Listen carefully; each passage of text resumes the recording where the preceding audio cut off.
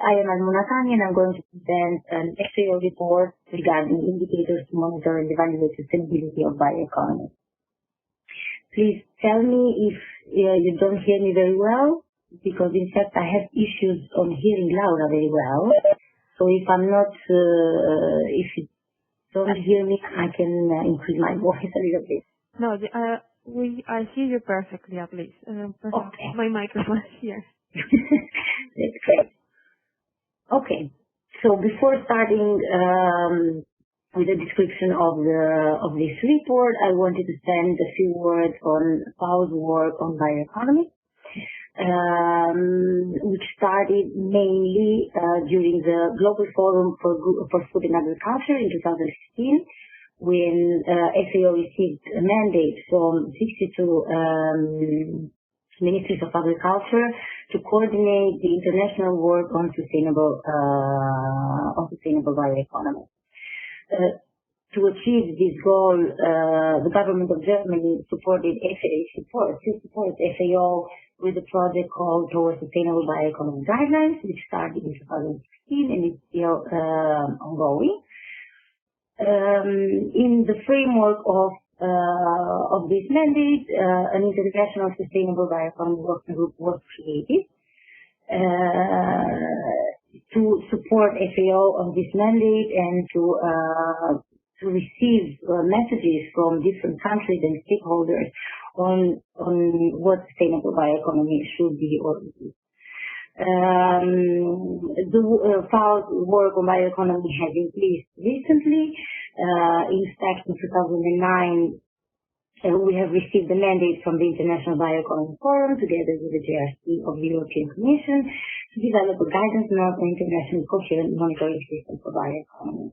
Monitoring is important at this stage of bioeconomy since we have to define a framework on what we're going to monitor, and also to find a basis on which indicators to choose and towards what kind of sustainability we're going to.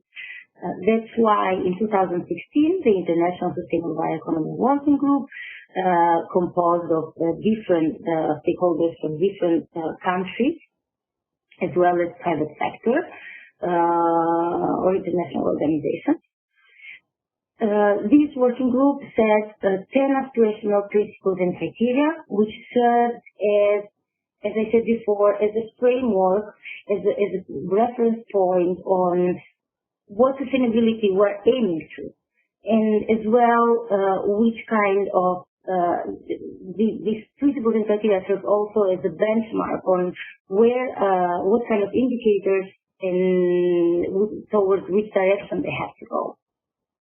Of course, these principles and criteria are well distributed, are balanced among the three main sustainability criteria, named economic, environmental, and social, and they include different criteria from simple economic measures like value added or part of the GDP where bioeconomy contributes, to inclusive economic growth, speaking in economic terms, as well as environmental criteria from particular soil, biodiversity, and water quality to resilience of ecosystems or rural communities. And arriving to the social criteria on food security, rights to land and to natural resources, and food safety.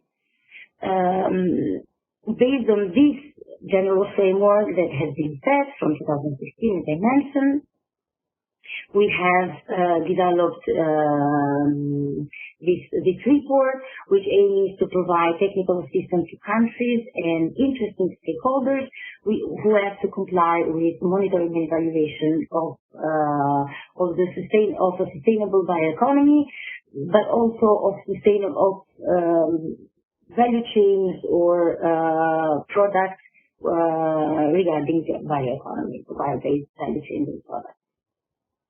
The main principle we followed during this work was to avoid replication, because there is a lot done out there, especially from academia and scientific work.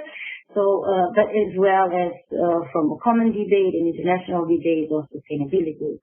So what we thought it was important was to put together all these inputs and try to identify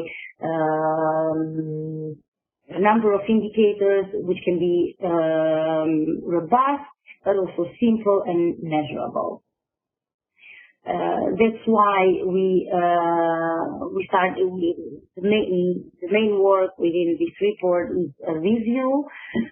The review is based on two main scales. We have done a review on monitoring schemes as territorial approach, territorial seen as regional, national, or subnational, or supranational entities. As well as the product value chain scale, which has helped us to investigate on the available indicators for each sector composing the bioeconomy. We have reviewed several frameworks from different national approaches to several European Union research projects on bioeconomy, as well as United Nations leading projects. As I anticipated before, the aim was to keep the monitoring and evaluation framework simple, but of course it has to be internationally recognized and scientifically robust. That's why among the different and quite a considerable number of indicators we identified in the review, we have selected the smart, we have called them in the report the smartest ones, which are the ones more specific, measurable, achievable, relevant, and time-bounded, because we will see at the end of this presentation that there is quite a problem with measuring indicators. In addition to the smart indicators, we have tried to select sustainable development goals indicators, which still have to be achieved. So, since countries spend a lot of resources on measuring these indicators, we try to see if these indicators can be useful as well in the measurement of a sustainable bioeconomy. And since we dealt also with the product value chain approach, we reviewed also a considerable number of standard certification levels, which can be useful for the private sector and especially at the current level.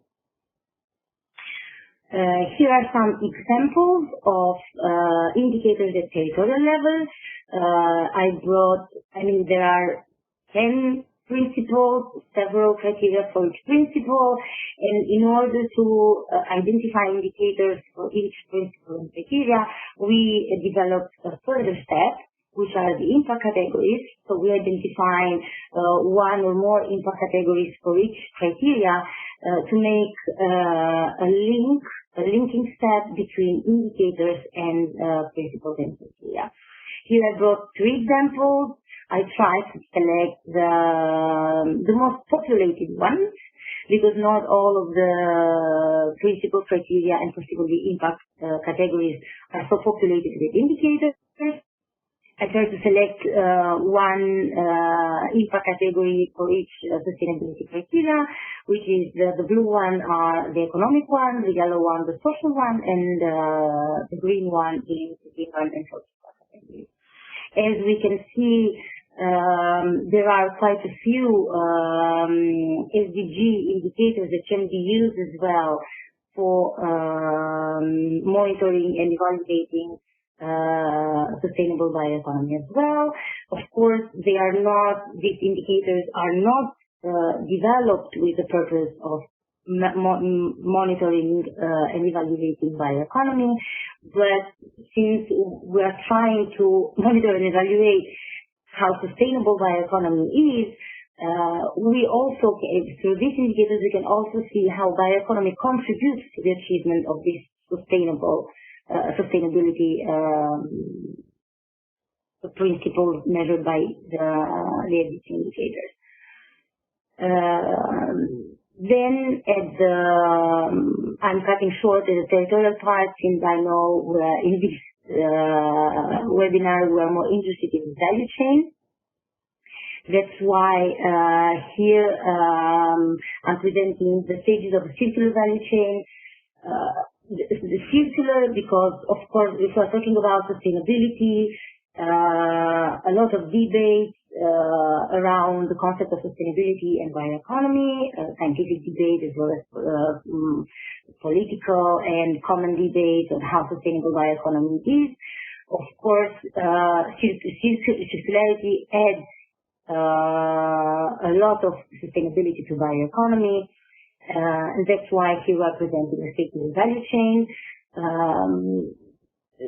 presenting the various stages of the biomass from its production to the biomass processing and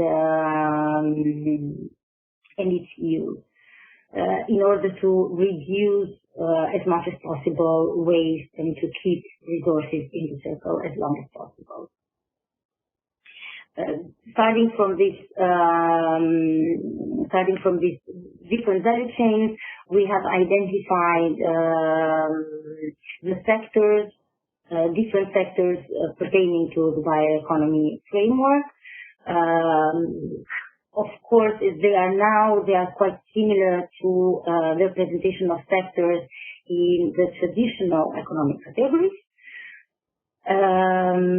What we can see from the literature we reviewed is that we have quite an important amount of indicators for the primary sectors, so agriculture, forestry, and fishery, which of course are the sectors from where the most important part of biomass comes from. While the other sectors lack currently indicators to measure how sustainable the production of bio-based products are. In particular, the bio-based chemicals and polymers, we see it's very few populated with indicators, and this is quite a problem in the sense that bio-based chemicals and polymers also produce bio-based products that are important also for the sustainability of other sectors. Because if you can think, for example, just to bring an example of biopesticides and biofertilizers, of course, we have to substitute the traditional pesticides and fertilizers in the primary sector, and to do so we have to develop the bio-based chemicals and polymers, the bio-based chemicals in particular in this case. And if we cannot measure how sustainably they are produced, it is difficult then to see their impact on the primary sector. What we can say from this general review of the literature is that, as we also saw, indicators identified, they are, as I anticipated before, there's a huge amount of indicators out there that can measure different aspects of at the end of our report. We came out with a possible way forward, which builds on a participatory approach. We have identified 9 steps, different for territorial and product level, but they we have distinguished between territorial and product level, but these steps are follow the same logic, we can say, the same rationale. Because at the basis we have the stakeholder engagement, which is very important to select the area of interest, the issues the issues that have to be monitored and evaluated out there, like the identification of hotspots in a value chain, the identification of hotspots that are affected by sustainability issues, as well as to select the indicators to monitor the progress on these hotspots or in different sustainability issues that we can identify at country level. Of course, this way forward we propose is based also on a flexibility to reflect the context-specific needs of stakeholders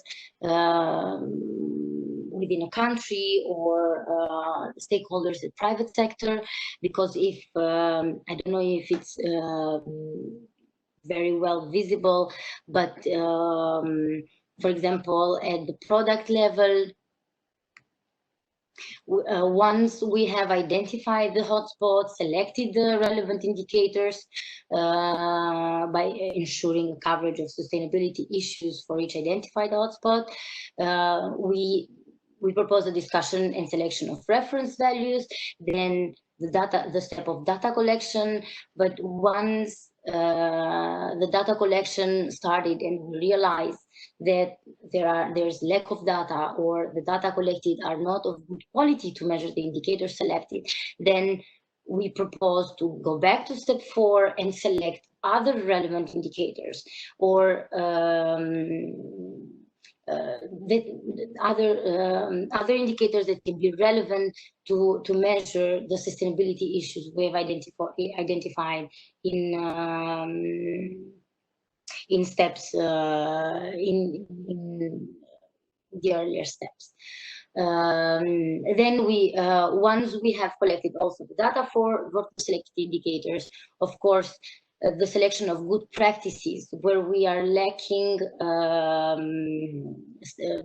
data collection for several indicators that are important to analyze, to monitor and to evaluate that sustainability issues. The selection of good practices to improve the situation of hotspots and sustainability issues can be a way forward to overcome this the indicator or the data collection issue.